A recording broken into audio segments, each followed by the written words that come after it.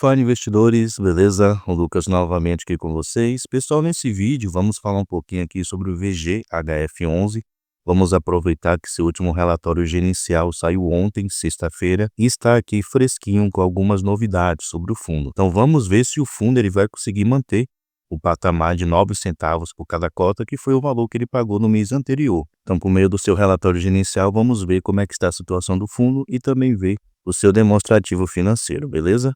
Sempre lembrando, pessoal, que o vídeo não é recomendação nem de compra e nem de venda de nenhum ativo. Se o fundo lhe interessar, procure estudar, se aprofunde sobre ele para que você possa fazer uma boa escolha. Deixe nos comentários se você investe no VGHF11 e deixe também seu like, que é uma maneira de você mostrar o seu apoio aqui ao nosso canal. Então, sem mais enrolação, vamos lá. Só antes de lermos o relatório, vamos considerar aqui alguns pontos sobre o VGHF11. No momento, a sua cotação está de R$ 7,90. Então, esse foi o seu preço de fechamento da última sexta-feira. Seu dividend yield está aqui de 14%. Lembrando que seu dividend yield está elevado dessa maneira devido à cotação que caiu bastante nesses últimos meses. Seu VP atualmente está de 0,89. Então, ele está sendo negociado com deságio abaixo do que seria o seu preço justo. O fundo ele tem uma boa liquidez média diária, superior aí a 3 milhões.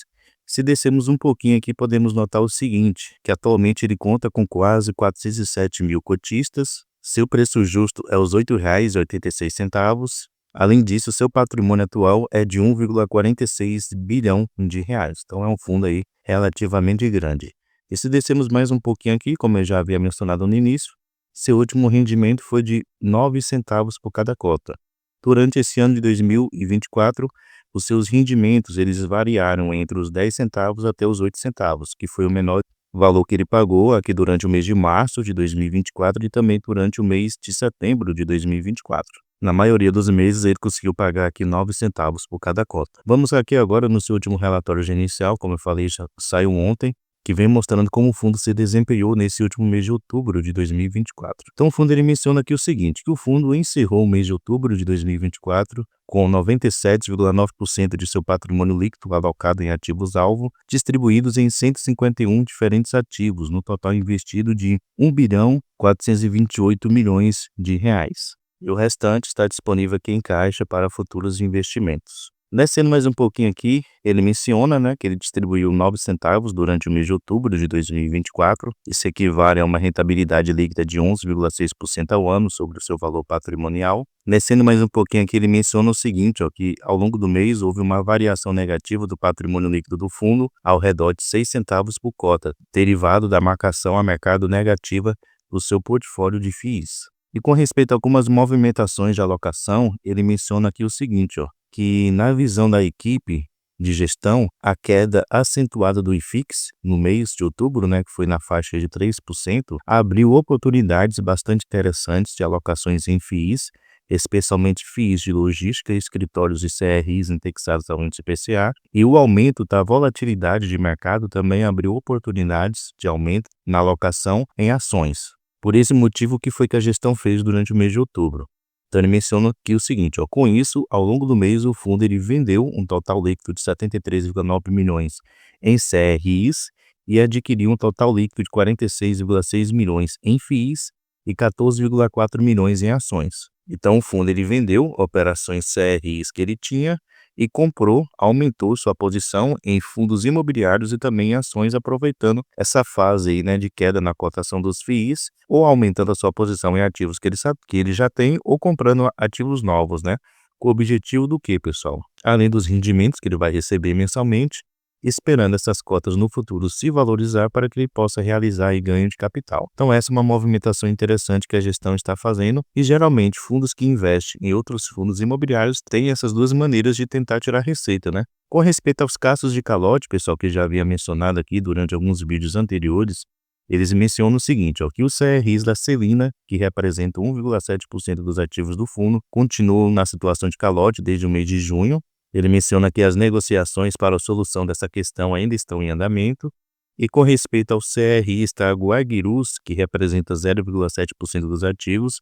Esse CRI ele deixou de existir e atualmente o fundo ele passou a deter participação indireta em 2 terrenos na cidade de São Paulo e a gestora está em processo avançado de venda dos mesmos para poder recuperar esse crédito, recuperar esse valor aí correspondente de 0,7% do seu patrimônio atual. Então vamos ver se a gestora ela realmente consegue vender esses ativos e ver se ela consegue aí negociar a solução desse outro CRIs aqui da Celina. Um fato a se destacar é que o fundo ele não tem concentrações, né? Nenhum, ele tem apenas 1,7% do seu patrimônio e no outro aqui 0,7%, mostrando assim quão importante é a diversificação. Descendo aqui a gente pode ver os seus CRIs que atualmente ele tem, como já havia mencionado, ele não tem concentrações. O que ele tem maior exposição aqui nos seus CRIs tem um PR aqui ó, de 3,18%.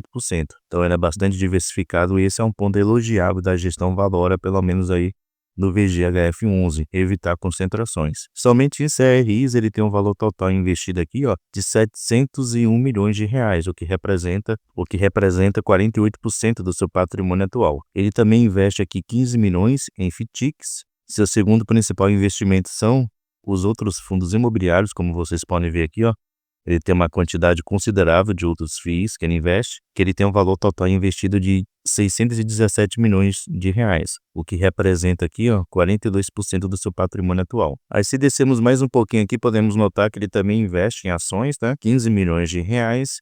E aqui embaixo ele também mostra que investe aqui em SPE, que ele tem um pouco mais de 78 milhões de reais. Então, no total aqui ele tem aproximadamente 1,4 bilhão de reais investido nesses ativos. Descendo mais um pouquinho aqui, a gente pode notar correspondente aos seus CRIs, a taxa de juros de aquisição, né? Então ele tem ativos indexados ao índice IPCA, com uma taxa média de aquisição de 8,98%. Os ativos que ele adquiriu indexados aqui ao índice CDI, tem uma taxa média de aquisição de 4,04%. Então, mostrando assim que são ativos moderados. Não são aqueles ativos com taxas relativamente pequenas, que traz uma maior segurança, porém também não são ativos com taxas de juros elevadas, o que traz assim o maior risco das suas operações. Considerando, pessoal, alguns pontos aqui, podemos ver que ele divide os seus ativos em alocações por estratégia. Então, atualmente ele usa aqui 3 tipos de alocações: em crédito, que envolve os seus CRIs e suas FITICs, em ativos líquidos, que corresponde aos seus FIIs e ações, e os ativos ilíquidos, que corresponde a outros FIIs, SPE e FITICs. Então, ele faz essa divisão. Aqui a gente pode ver como é que está a sua alocação de patrimônio por ativo-alvo. Como já havia mencionado, seus 2 principais investimentos são os CRIs e os FIIs. Ele tem uma menor exposição aí ao SPE, a FITIC e em ações. Com respeito aqui aos seus CRIs, ele usa 2 indexadores, ele usa aqui 3 variações do índice IPCA.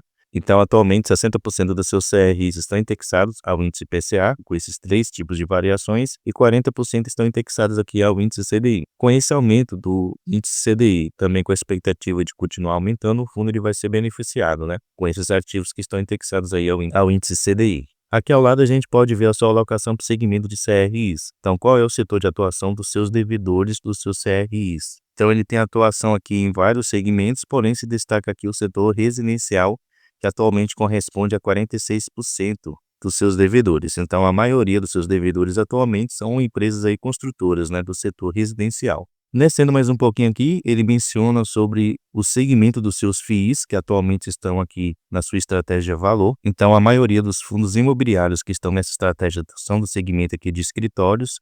Ele também tem do segmento de desenvolvimento, residencial, shopping, infraestrutura, hedge fund, recebíveis e logísticas, além de FOF. Então, esses são os segmentos aí dos FIIs que estão nessa estratégia valor. Já os FIIs que estão aqui na estratégia de renda, ele tem aqui 3 segmentos, que são o de recebíveis, escritórios e também de renda urbana. Voltando aqui, a gente pode ver o seu demonstrativo financeiro referente aqui ao mês de outubro de 2024. Então, o fundo ele teve uma receita total aqui ó, de 18,5 milhões de reais, e foi uma receita bem maior do que nos meses anteriores. Então, isso foi positivo para o fundo. E se descermos mais um pouquinho aqui, ó, podemos notar que a despesa do fundo somou o valor de R$ 1.459.000. Que foi uma despesa também bem menor do que as 2 últimas, né? Mostrando assim que o fundo ele gerou uma receita maior e teve uma despesa menor durante o mês de outubro. Então, no final, o fundo ficou com um resultado líquido aqui para poder distribuir de 17 milhões aproximadamente, que foi um valor bem superior aos meses anteriores. Então, mostrando sim um ponto positivo. Então, o fundo ele gerou aqui 17 milhões de reais e distribuiu aqui 14.824.000 reais. Então, aqui podemos notar que ele teve um resultado positivo de aproximadamente 2,2 milhões de reais. E esse valor que ele distribuiu aqui de 14,8 milhões de reais corresponde a 9 centavos por cada cota. Então, se ele quisesse distribuir um valor maior, teria como ele fazer isso, já que ele gerou um resultado bem mais positivo. E se descermos aqui, ó, podemos notar que ele tem esse resultado acumulado aqui de R$ 2.471.000, o que corresponde a aproximadamente 1 centavo por cada cota. Então, ele juntou com o resultado acumulado de 215 mil que ele teve do mês anterior, com o resultado positivo que ele teve durante esse mês de outubro. Então, dessa maneira, ele tem esse resultado aqui, positivo acumulado para poder distribuir futuramente aos seus cotistas. Então, a expectativa é que o fundo ele consiga manter esse patamar de rendimentos para esse próximo mês de dezembro, que ele vai pagar em dezembro, porém que é correspondente à sua receita de novembro, que ele vai anunciar exatamente nessa próxima semana, no último dia útil desse mês de novembro, que vai ser na próxima sexta-feira. E aqui, pessoal, a gente pode notar todas as movimentações que ocorreram, né, durante o mês de outubro. Então, ele comprou aqui 2 novas ações para o seu portfólio. Então, ele menciona aqui que ele comprou essas 2 empresas que são do segmento de shopping. Ele menciona aqui que ele vendeu esses CRIs, como eu mencionei lá no início, né, do relatório gerencial.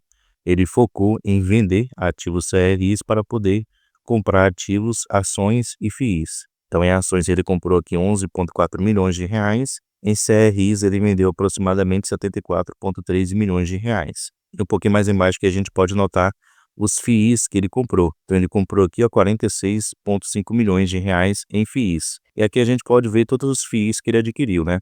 Ele adquiriu cotas aqui do BRCA11, que é de logística, RECR11, que é de recebíveis, o TRXF11, que é de imóveis comerciais, o TIPP11, que é de lajes corporativas.